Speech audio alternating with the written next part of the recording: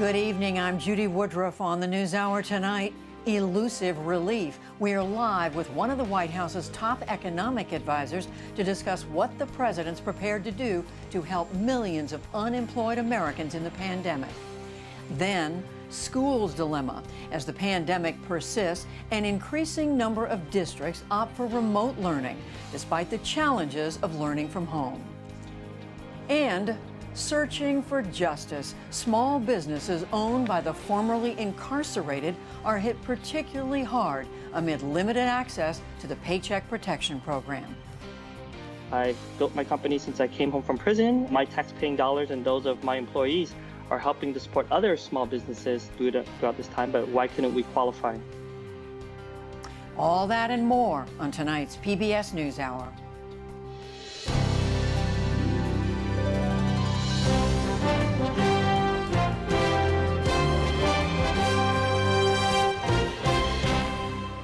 Major funding for the PBS NewsHour has been provided by...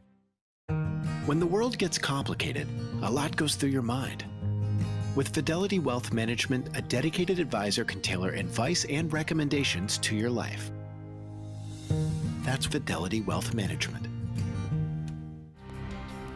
Consumer Cellular. Johnson & Johnson. Financial services firm Raymond James. Women's Suffrage Centennial Commission.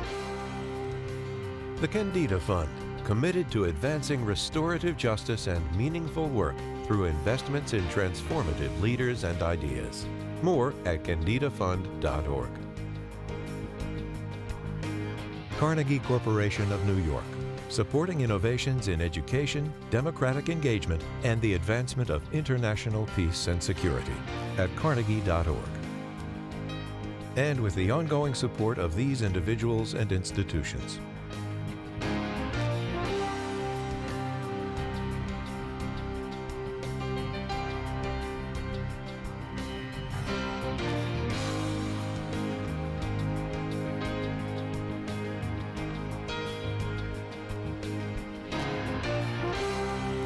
This program was made possible by the Corporation for Public Broadcasting and by contributions to your PBS station from viewers like you. Thank you.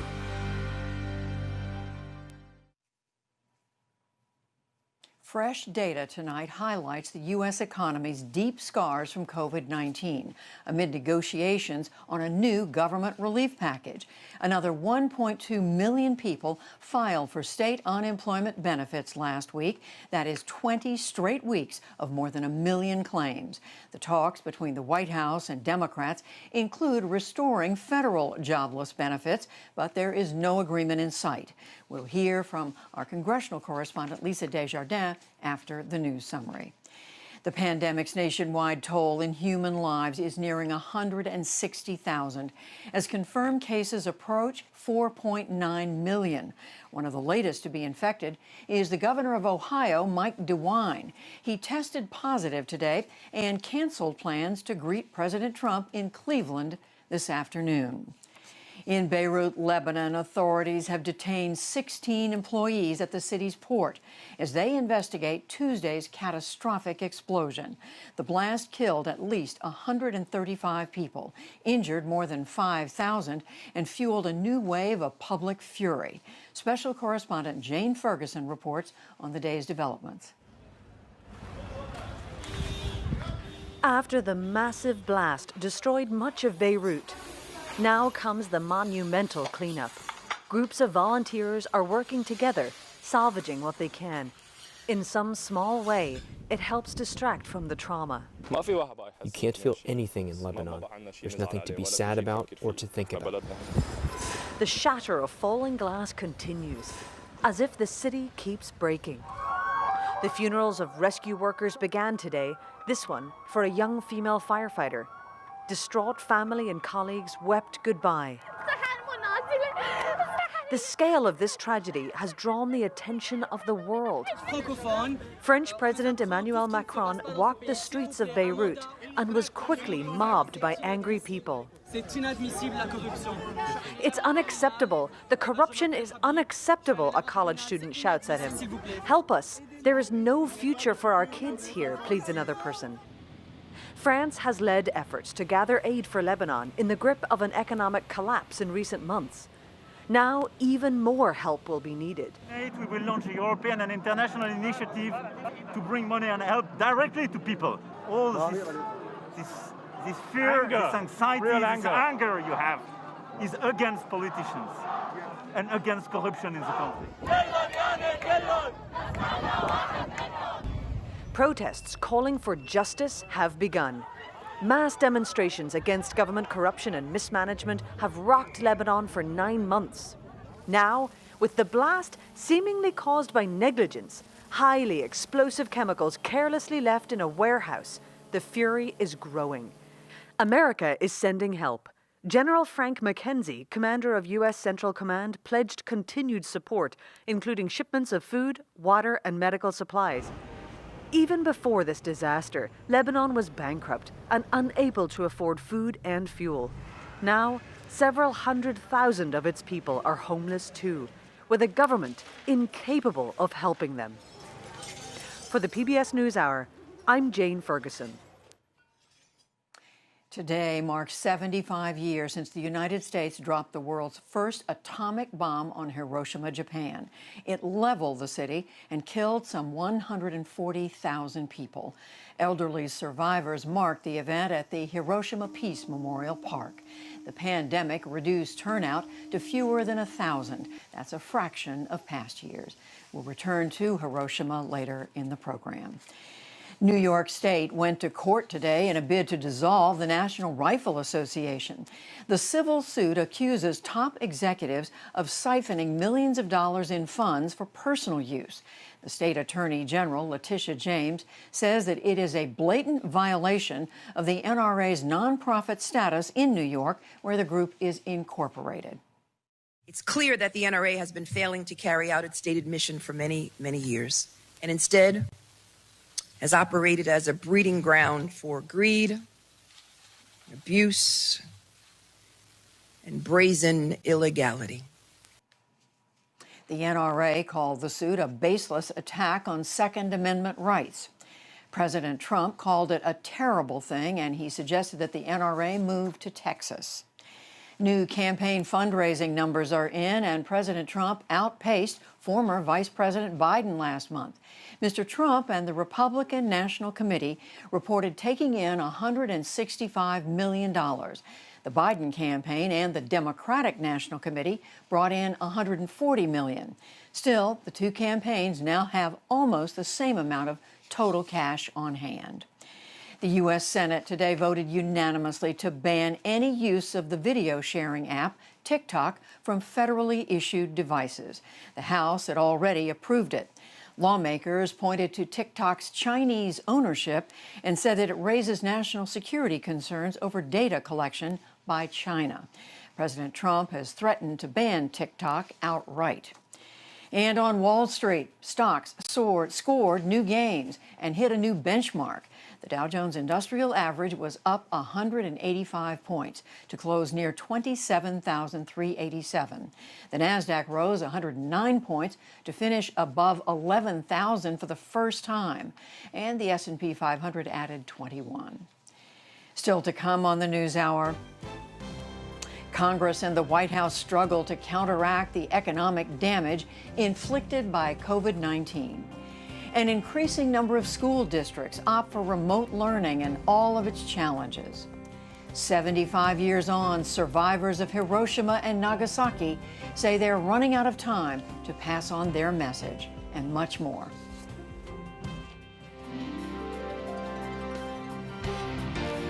This is the PBS NewsHour from WETA Studios in Washington and in the West from the Walter Cronkite School of Journalism at Arizona State University.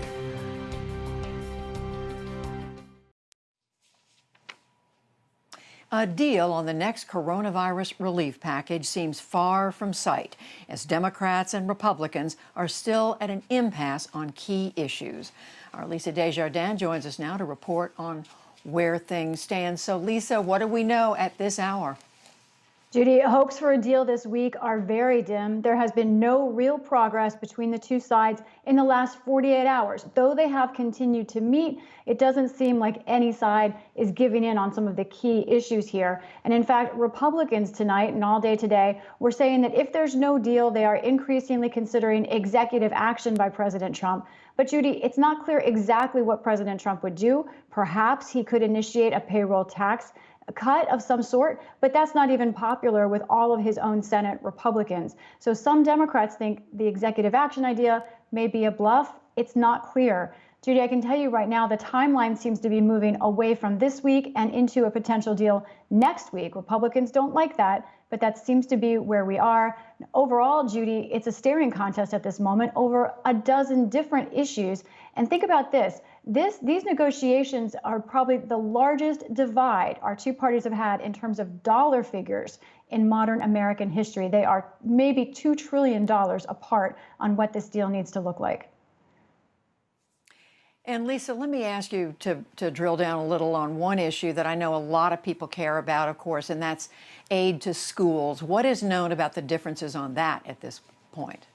Right. It's worth looking at that. Let's talk about the dollar figures first of all. Republicans at this time are proposing, Democrats rather, Republicans are proposing $90 billion for schools. That's K through 12 and higher ed.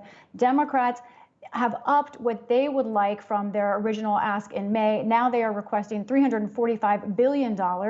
They would divide it different ways. Republicans in their offer right now would like 2/3 of that money for the K through 12 schools to go to schools which reopen. So Republicans pushing for reopening in some form. Democrats instead would distribute that money by population. So there, Judy, you see the crux of the impasse right now. The two sides are divided over dollar figures by a large amount and over philosophy, over how to handle the coronavirus and reopening itself. Oh, such a frustrating moment, and so many Americans watching these negotiations very closely. Lisa, I know you'll continue to. Thank you. You're welcome. And now for the Trump administration's view of these negotiations, we are joined by Larry Kudlow. He's the director of the National Economic Council. Larry Kudlow, welcome back to the NewsHour. We just heard our Lisa Desjardins say this is like a staring contest. There doesn't seem to be any tangible progress. What do you see? Do you see the two sides any closer together?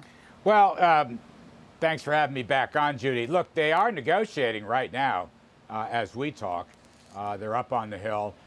Chief Mark Meadows, Secretary of Treasury Steve Mnuchin, and the Democratic leadership and Republican leadership of both houses and both parties. So they are talking. I think it's fair to say that the tone has probably improved a bit.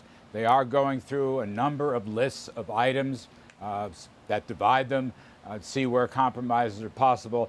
But no, I think the reporting was accurate. I don't think any deals have been made. Chief Meadows has said if nothing is achieved by Friday, we might conceivably walk away from it. That is, the Trump people might walk away from it. And the president has said repeatedly, and he said it again today, that he can do a lot of important things on unemployment extensions, on preventing evictions, on a payroll tax cut. He can do many things by executive order or presidential fiat, and he doesn't necessarily need these negotiations. So we will see how it turns out. At the moment, I don't think I have much new to report. Well, let me ask you about what the president is saying there.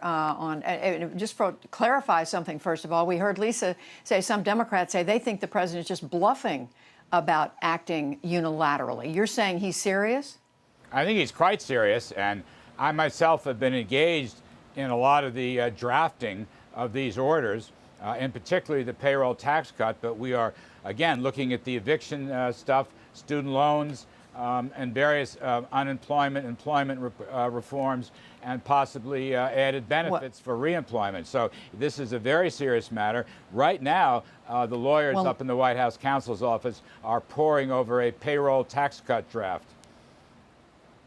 Well, let me ask you about that. A number of things, but on the payroll tax cut, as you know, a number of Republicans oppose this. All the Democrats oppose it. Does the president have the authority to cut the payroll tax, which, after all, goes to Social Security and Medicare? Yes, of course, but our lawyers think he does have the authority. A lot of people have the authority. Certainly, as you know, we have deferred payment of the income tax. In the legislation last March, there was a business side payroll tax holiday. A lot of people think he has the authority to defer the payroll tax on the worker side. I don't think Republicans oppose it. I think the issue was rather lukewarm. I think right now Republicans on the Hill are looking to put more economic growth incentives into a potential package. I think many of them would welcome the payroll tax. It creates a terrific incentive for hiring, for new employment, and for people to return back to work. You know, if you tax something less, you'll get more of it. And I think that thought is uppermost in Republican minds. Well, I've actually heard several Republican senators say they're against it, including, I believe, the Majority Leader Mitch McConnell. But what I want to ask you also about, Larry Kudlow, is unemployment benefits. The president mentioned that he thought he might be able to do something by executive order. How would he do that? Where would the money come from? I know there's some unspent money from what was passed in the spring. Is that what the White House is looking at? There may be some repurposing of unspent funds, Judy. I can't say, I'm not a lawyer. They're combing through a number of things. I don't want to give away, I don't want to negotiate here. I'm just saying it's something we are worried about, first of all. I mean, look, the economy is doing much, much better. We all still believe in the V-shaped recovery. We had very good news today on unemployment claims dropping again. We've seen a housing boom, a manufacturing boom, inventories at rock bottom. It looks to us like a self-sustaining recovery. But there is still hardship. There is still heartbreak as we deal with the virus, and we want to make sure that people have a good, constructive unemployment plan with, I might add, added benefits for returning to work. So we are looking at all that carefully. Well, just to clarify, this is the 20th straight week when over 1 million Americans have filed for unemployment benefits. Over 33 million Americans have lost their jobs. So for you to say the economy is doing better, I think, you know, that needs to be in perspective. But I do want to ask you, are you saying that there's money that was appropriated, that you're saying the president, that the White House believes that he could then create unemployment benefits, what, $600 a week, which is what was flowing up until last week? Well, I don't want to put numbers on it, and I don't want to give away any of the legal drafts. I'm just saying it's something he is looking at very carefully, along with the eviction and along with the payroll tax and along with some student loan breaks as well. These are all part of what our council is looking at, Treasury, NEC, OMB, and so forth. And yes, we've been very keen on that. I just want to say one thing, Judy, though. I appreciate the context of the jobs. As I said, there's still a good deal of hardship going on out there. However, jobs have come back by nearly 8 million in the last couple of months. Unemployment claims have fallen substantially from the highs of this winter, and a lot of people have gone back to work, and some of that was because of a bipartisan rescue package last March, which really helped the job story and really helped deal with the virus. Unfortunately, we can't seem to find any more bipartisanship, and that is a problem which is leading the president to act on his own. But I'm sure you don't deny that until there's a vaccine, until there's some sort of a solution that is not in sight right now, many small businesses will remain closed. Businesses are just not operating anymore. They can't employ people. But very quickly, well, I think, Larry Judy, Kudlow, I want to ask, if I may, you know, you mentioned that. Look, we've spent an inordinate amount of money on vaccine research. Right now, there are 6 or 7 companies that are in phase 3 of a vaccine, which are experts are suggesting may come before the end of the year. So I'm really proud of that and hopeful and prayerful that we can get that done. Correct. And I know everyone shares that hope and that prayer. But just quickly, on the divide on schools, as you know, the Republican proposal is to make 2/3 of that money contingent on schools being physically open, in-class experience. A lot of teachers, a lot of parents just are not prepared to send their children back to school. Why have, if you will, a punitive approach in terms of giving money to schools? Well, look, I mean, we've offered over $100 billion, and so many groups, I mean, there's divisions here like everything else, but so many groups of doctors and experts and psychologists and psychiatrists have said the very best thing for our kids is to get them back in school. Now, there may be some mix that is acceptable, Judy, in terms of in the school as well as by computer. But no, we think the overwhelming weight of the evidence is what's good for the kids, K through 12 in particular, get them back to school. And by the way, it has economic impact because a lot of parents can't afford additional care at home. So from an educational standpoint, from a psychological standpoint, so many professional groups have said, get those kids back to school. Right. And in just a few words, how long is President Trump prepared to wait before he acts unilaterally on this? Well, I'll let him make that decision. All I want to say this evening to you, and I appreciate coming on the program, is he's working very hard at it, and we are looking at all of our executive options. Larry Kudlow with the Council of Economic Advisors, thank you very much. Thank you.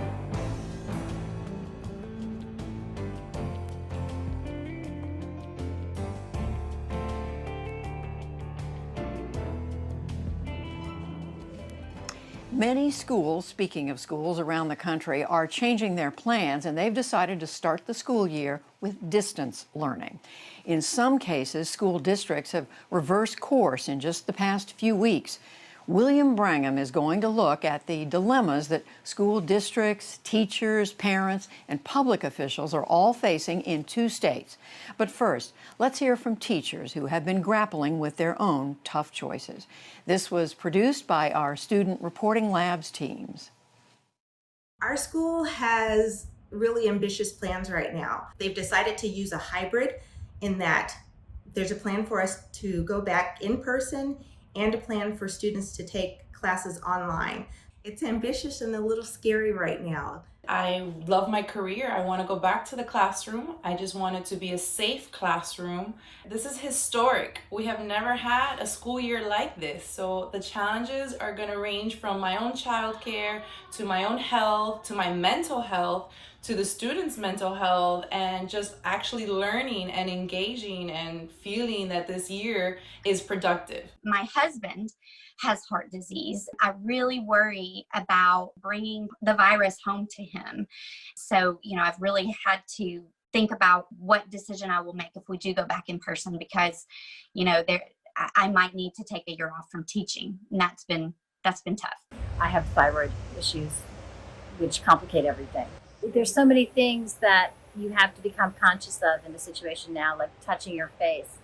And it's kind of frustrating for me because I'm sure my students are the same way. And we get in the classroom, and that's a concern I have. Nobody's going to be doing anything wrong. We're just going to forget something. There's a lot of people saying we shouldn't go back to school or we should go back to school. And what I know is that education has needed some kind of an earthquake for a very long time. I think that we need to learn from this time and fundamentally change, make it more equitable and make it better for everyone.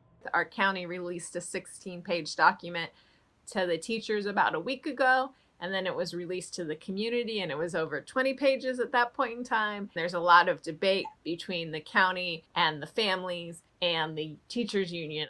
Teaching in a remote world is hard. Like many educators, I've been working 10, 12-hour days preparing classes for online. A point of difficulty is student engagement. When school's not in person, when you're not physically with the kids, it's really hard to build the relationship. It's really hard to get them connected and wanting to do more and do more. The other big concern that I have is student accountability. Our district had this policy where no student was allowed to receive anything less than a D. We had countless students that would have applied themselves further. Sometimes, a lot of our students do have are from a lower socioeconomic group, and that makes it difficult often for them to have access to the internet. I don't know how it's going to look. And that is so hard to just say, I don't know. And I, as a teacher, and teachers in general, are flexible and they're adaptable and will make it work no matter what happens. And we just got to keep the students right in front of us. I think the best possible thing to hope for is that my students know that I care for them and that I'm there for them, even if I'm not physically in the classroom, that I care that they have an education, even if that education is different in form. I don't know what else we can do other than say, hey, this is the plan for right now, and when the plans change, I'll let you know. This is a situation we can't control, and if we can give ourselves grace and we can model to our students resiliency, we're going to be okay. It's not going to be perfect, but we're going to take care of each other. I hope that we go back to school safe, sound, and healthy, and that this just becomes part of our history that we are able to tell people about someday. Some of those hopes and concerns that you just heard are part of the reason why school districts nationwide are changing course. In Indianapolis, families and students had been told that they would soon be returning to in-person teaching. That changed last Thursday when officials announced that all classwork will be done virtually at least until October. To help us understand more about that decision, I'm joined by the superintendent of Indianapolis's public schools, Alicia Johnson. Superintendent, very nice to have you on the NewsHour. Help us understand what it is that you saw going on in your community that made you want to say, whoa, we've got to change course. Sure. Thanks for having me. You know, the decision really for us came down to what we saw happening in our community more broadly. We know and understand that schools are not in bubbles. We're not in isolation. We are a part of our greater community. And we were concerned that we saw the positivity rates in our community going up and not coming down. And we're really concerned about what that meant in terms of the impact it would have on our students and families returning to school with a pretty high rate of community spread at this point. So you see the virus spreading in your community at levels that you didn't like. And you say, okay, we're not going to be in person, we're going to go virtual. That obviously changes what the teachers have to do. How did they respond to this change of course? I think that we had said in June, as you said earlier, that we were going to return in person. And so our educators were getting ready for that. But we also said that we were going to always be responsive to what was happening in terms of the health data in our community. So they were certainly ready to take that pivot as they needed to do, and they've been able to do. I also think there has been overall a feeling of relief of knowing that we are concerned about the safety of our staff and students foremost, and that they be in a situation where they can teach comfortably and safely for the time being. And how was that received by the parents? I mean, obviously, as a parent myself, every parent wants their child to be safe when they go to school, but it's very hard to hold down a job if your kids are still at home. How did they take this decision? I mean, you know, that's one of the things that is heaviest on my mind during this time. I knew that in making a recommendation to go fully virtual to our board, and our board signing on and agreeing with that you can't deny the fact that that creates burden for working families who now need to make some different decisions, choices.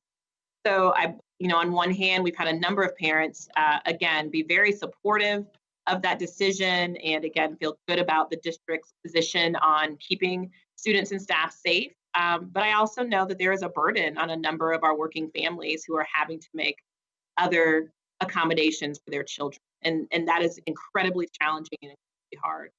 A lot of students and a lot of parents, and I think a lot of teachers would acknowledge that the distance learning this last go round was difficult. There was a lot of a steep learning curve for everybody involved. How do you think that will improve when we try this again in the fall? Well, I think we've had, first of all, more time during the last several weeks to plan for the possibility of being all virtual, which we knew was going to be a potential scenario, even as we were planning for the other ways in which our students might be learning. For us, for example, we were not a one-to-one school district, meaning one device per student in March. And so we had a mixture of devices for our high school students, paper and pencil for our elementary school students, which obviously makes it quite challenging to have live instruction, real-time instruction happening. We are now a one-to-one district. Every student will have a device. We've purchased a number of hotspots for our students who still need internet access so that at least we have those fundamental tools available. And then we've also been engaging with our teachers who obviously, we're not trained to teach fully in a virtual environment, and a lot of professional developments to make sure that they are comfortable and thinking about the ways in which their instruction shifts from being in person into that virtual environment. So I know we'll have some bumps along the way. I fully expect that. We will all be navigating these new experiences together, but we feel much more prepared now prior to, March, when we had to sort of flip everything on a dime. What will it take for you to feel confident that you can bring kids back into school? So we're talking regularly with the director of our local public health department and taking her guidance under consideration, obviously. We've also, as a district, set our metrics at looking at a 5% positivity rate over a 14-day period, seeing that average of 5% as being an important indicator for us to know that we can more safely return students into our classrooms and into our school buildings. So we're really committed to making sure until we get to that point that we have a high quality virtual experience and learning environment for our students to have during these first few weeks of the school year. All right, Alicia Johnson, Superintendent of the Indianapolis Public Schools. Good luck, and thank you very much for being here. Thank you so much for having me. Speaking of schools and difficult decisions, we wanted to widen our focus to look at another state that is also dealing with a very serious outbreak. Mississippi is one of the nation's worst hotspots and has been for several weeks. It is among the worst in the country when it comes to confirmed cases per 100,000 people, and it has very high positive test rates. Hospitalizations and deaths are also up. 2 days ago, Governor Tate Reeves issued a statewide mandate on wearing masks in public places. I'm joined now by Dr. Thomas Hobbs. He is Mississippi's Chief Health Officer. Dr. Dobbs, thank you very much for being here. We just heard from the superintendent in Indianapolis about the difficulty they're having opening schools. I know a few days ago you said that you were urging Mississippi schools not to open, and you said cases would soar even more if they did. How did that message go over? I think it went over well. I think it does reflect a lot of people's concern in our state about opening schools in the context of having such high community transmission.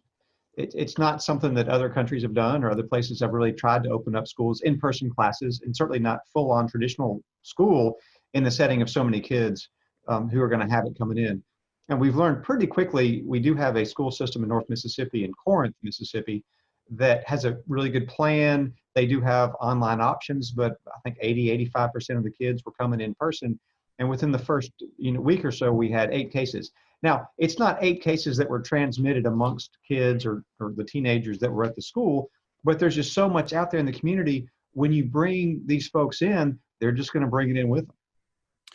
I know that the governor had said that he would close or ask schools in certain particular hotspots in Mississippi to close, but didn't want to try to ask them statewide to do the same.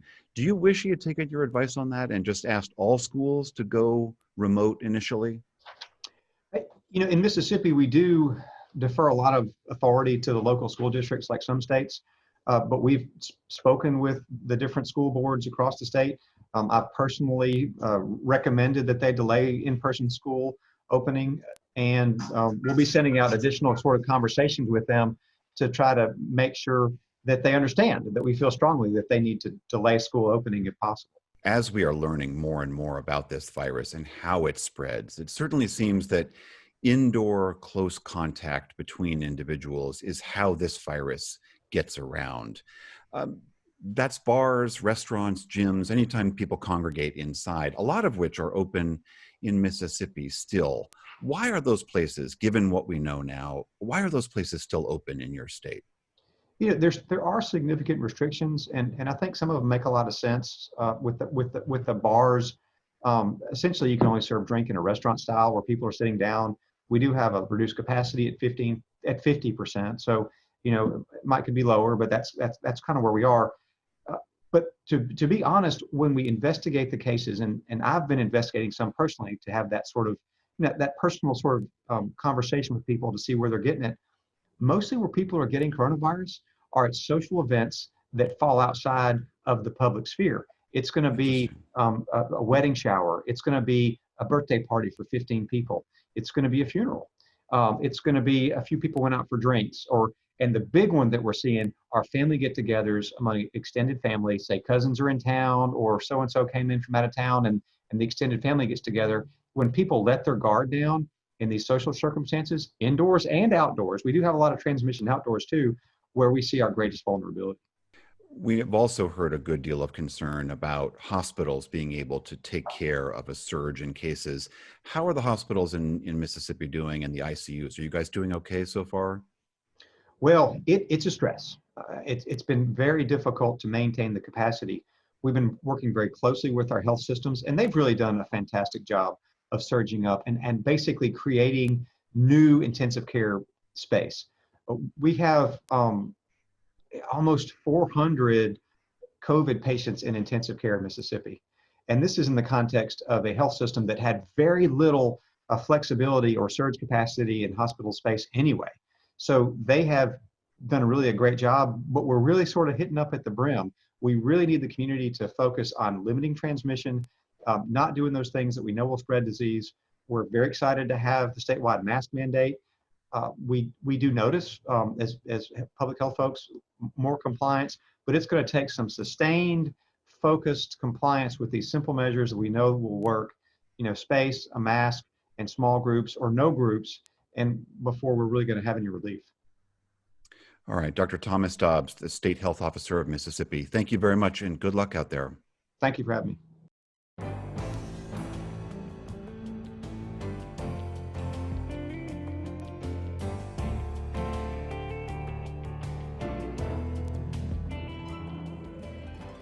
As we mentioned earlier, today marks 75 years since the atomic bombing of Hiroshima. Another blast hit Nagasaki 3 days later. More than 200,000 Japanese died in the two attacks. The horrifying aftermath has been told and retold by survivors through the years. The youngest of them are today in their late 70s and 80s. Now, a younger generation is trying to ensure that those memories are not lost. Special correspondent Grace Lee in Hiroshima has the story. In a room full of his peers, 17-year-old Niho Ishibashi asks an important question. How will young people learn the truth about Hiroshima now? He learned about the horror from his great-uncle, a survivor of the Hiroshima bombing who lost his eyesight due to the blast. When August 6th coming, I often go to his house and hear testimonies. Yes. Now, Ishibashi is sharing that testimony with his high school peace studies class. It's a regular part of the curriculum for many schools in Hiroshima, different from the rest of Japan. Takeda High School's program was developed by Vice Principal Muneo Hota. My father was an A-bomb victim, so I'm second generation of hibakusha. Hibakusha is the Japanese word for survivors of the atomic bombings. With their numbers dwindling, the race against time to preserve their memories has been a rallying cry for young people in Hiroshima. I would like to do something that I can keep hibakusha stories in the future. Some have found unique ways to do just that. At Fukuyama Technical High School's computer club, students are working with virtual reality under the watchful eye of their teacher, Katsushi Hasegawa. They let me experience their project firsthand. With a headset and some earphones, I'm transported to Hiroshima in 1945, before the city is bombed. We want people to know what happens when nuclear weapons are used. People tend to think about using it to attack others, but nobody thinks about what it's like to have the bomb explode right above your head. Students here understand that message, especially when they're able to stand right on top of Ground Zero. There's a park there now, but the site of the bombing used to be a town called Nagashima Honmachi. I hope that by knowing that town existed and seeing it there through VR, people will be able to feel the reality of the atomic bombing. It's awful to see that a place so beautiful could be turned into a pile of rubble like that. When you watch the moment of the bombing in the VR program, it happens in a second. There's a blinding light and everything is destroyed. The students aim to show their project to as many survivors as possible in hopes of creating a more accurate version of a pre-bombing Hiroshima. Education about the bombing starts as early as elementary school in Hiroshima. This elementary school tells a story on its own. Located about 1/3 of a mile away from the bombing's epicenter, the school's west wing was the only structure left standing after August 6, 1945. It was used as a relief station for survivors. This part of the school is now a museum. Several of its walls served as message boards for victims trying to reach loved ones. This is a note from one teacher to another, saying that a badly burnt student undergoing treatment has become orphaned. Students here make paper cranes every year for the museum. They were seen as symbols of hope after the bombing. Students know about what happened here. They learn about it in peace studies. The 5th and 6th graders are even trained to be guides for foreign visitors. Hiroshima Archive is another massive feat by local students. It relied on student volunteers to gather messages from A-bomb survivors and put them onto a digital archive. So the app shows you where survivors were at the moment of impact. So if you take a look here, you can see we're standing right where this survivor, Michiko Takano, was on that day. And if you click their names, you can see their testimony. This is hers. At that moment, there was a flash as if someone had lit a huge amount of magnesium on fire, and the house was blasted to pieces. For a moment, I thought our house was hit directly with an incendiary bomb. But when I looked around, the whole city was destroyed, and I saw people covered in gray ash standing in a daze on the street corners. It was like seeing a scene from hell.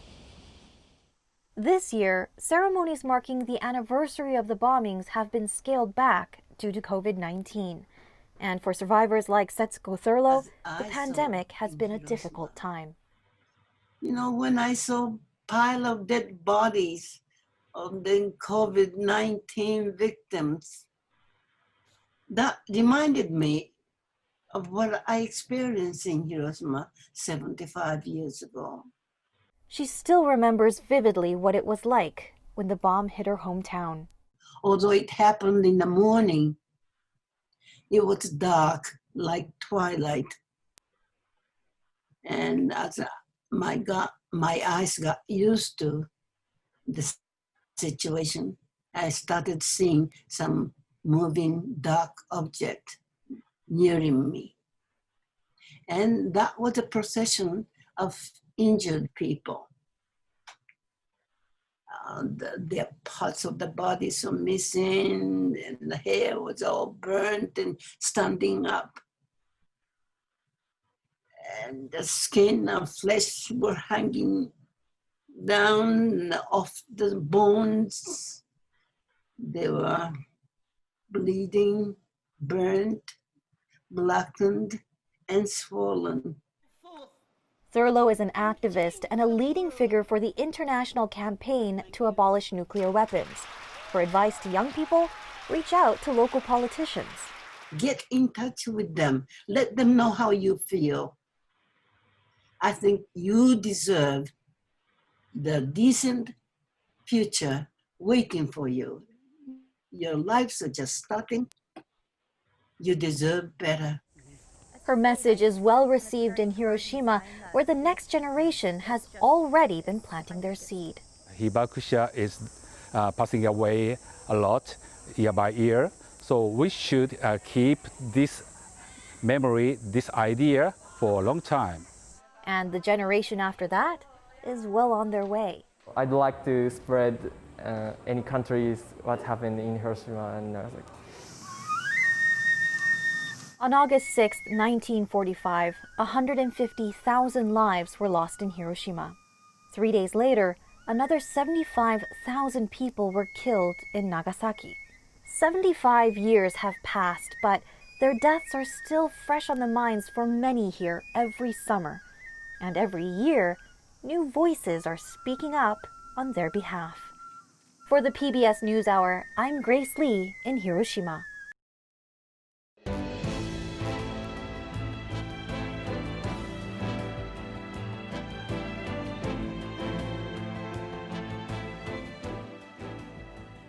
Businesses hit by the pandemic have received hundreds of billions of dollars in loans since the Paycheck Protection Program opened for applications about 4 months ago. But as our economics correspondent Paul Solman discovered, accessing that funding has been a challenge for business owners with a criminal record. This report is part of our new series, Searching for Justice. I went to prison for murder. I was charged with murder in the 2nd degree. I was charged with killing my abuser. I was incarcerated for selling crack cocaine. Meet Quan Nguyen, Sharon Richardson, and Dante Thomas, among them more than 4 decades behind bars. But since coming home, successful entrepreneurs. Dante Thomas runs a one-man personal training business in New Jersey, begun in a sense with fellow inmates during his 11-year stint. I would train them for $1 a day in there, and that's how I got good. I started learning more about the body, started learning more about nutrition, supplements. So I'm like, all right, I get good at my craft. I could utilize this when I go home.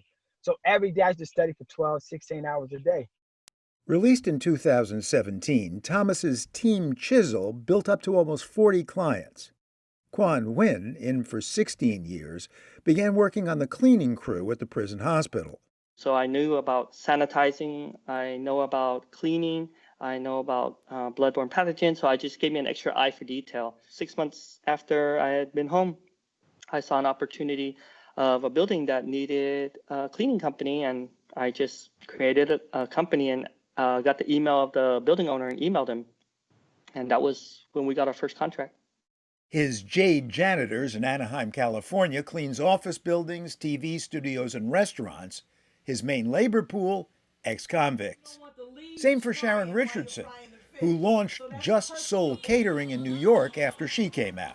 We hire, women to come and actually work with us so that they don't have to feel that stigma or feel judged about being incarcerated. That's not something that I ask.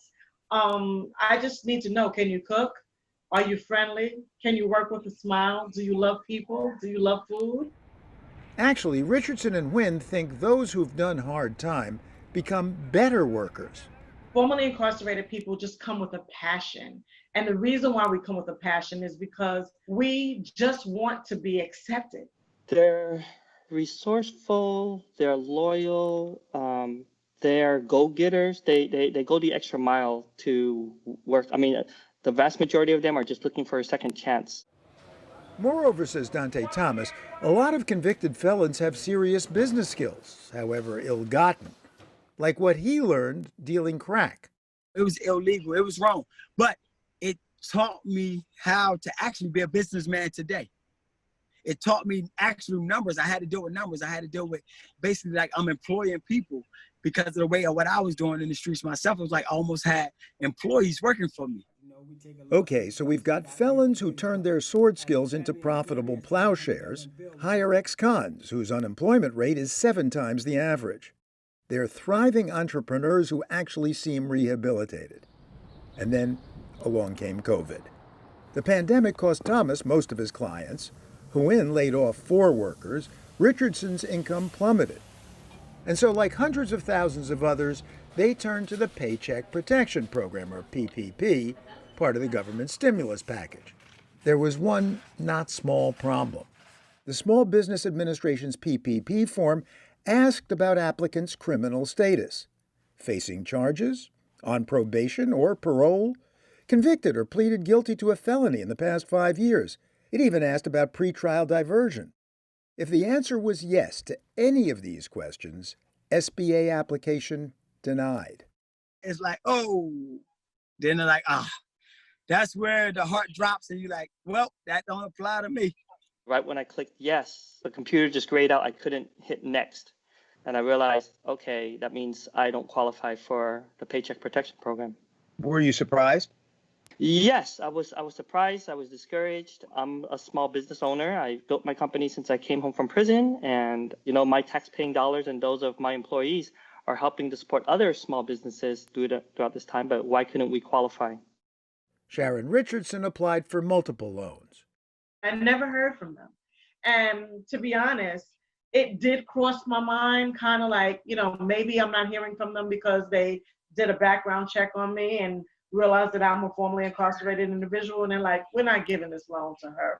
Not to her, not even to those facing just misdemeanor charges.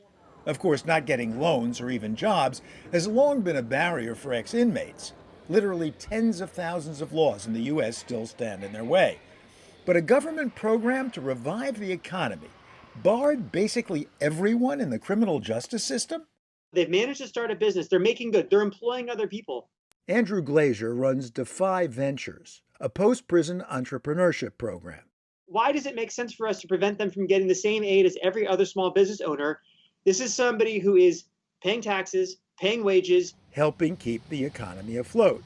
In June, the SBA changed the application language, once after lawmaker criticism, and then again after Defy Ventures, with the help of the American Civil Liberties Union, sued the government.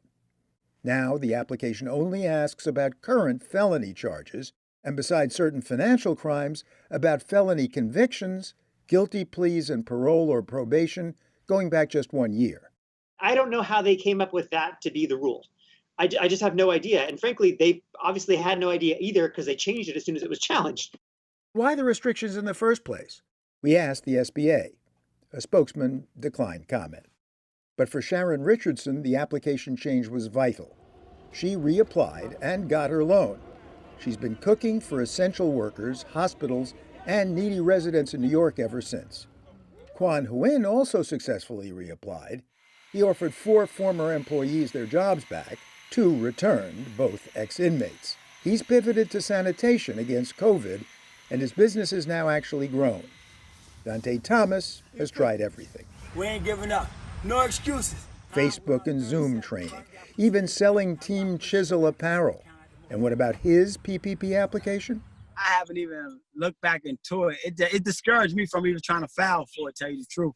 Every time you go back, you think you're getting a second chance, but it's always what you did in the past that keep coming up. It turned out he had no idea the application had changed.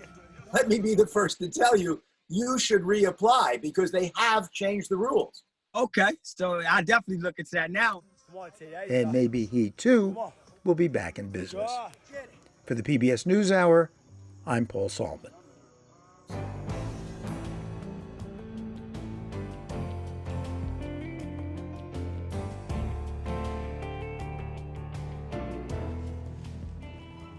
The signs of systemic racism often appear in small daily actions. Author Dawn Turner shares her humble opinion on why the incidents that don't make headlines need to be examined too. This is part of our ongoing Race Matters series. My nephew, who's black, is 22 years old and 6'9". He's been stopped by the police twice for minor traffic violations. When he was asked to step out of his car, he did so with this warning: "I'm getting out, sir, but I want you to know that I'm really tall." In both cases, the officers smiled, taking in his height. My nephew breathed a sigh of relief. Both encounters were good ones, and yet we, his family, worry.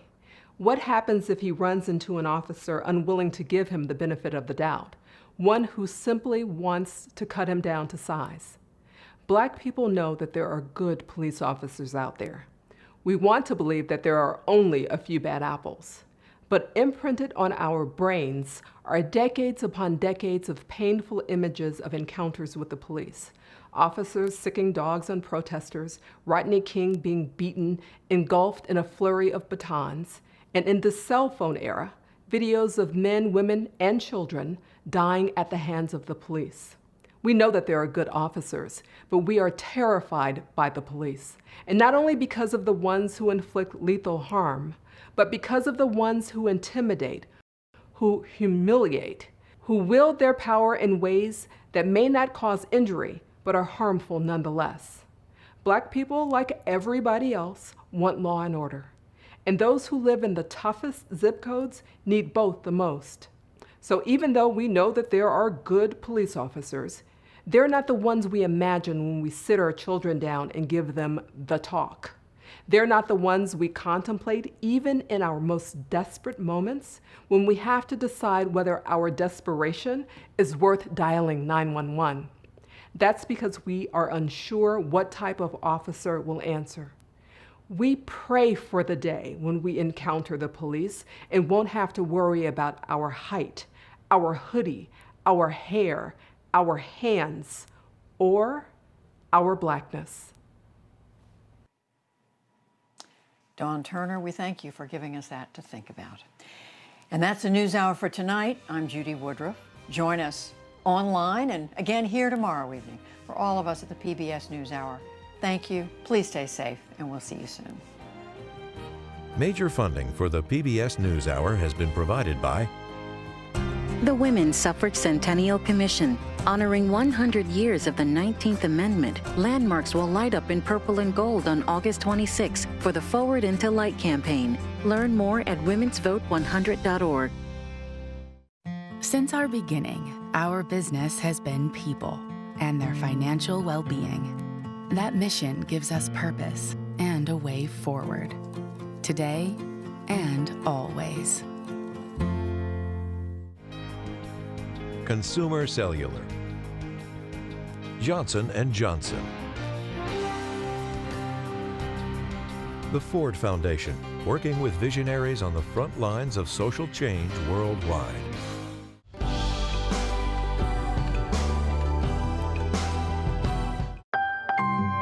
The Alfred P. Sloan Foundation, driven by the promise of great ideas. And with the ongoing support of these institutions.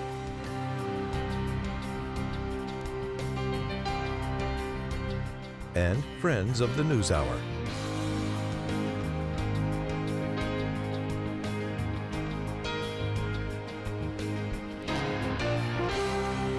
This program was made possible by the Corporation for Public Broadcasting and by contributions to your PBS station from viewers like you. Thank you.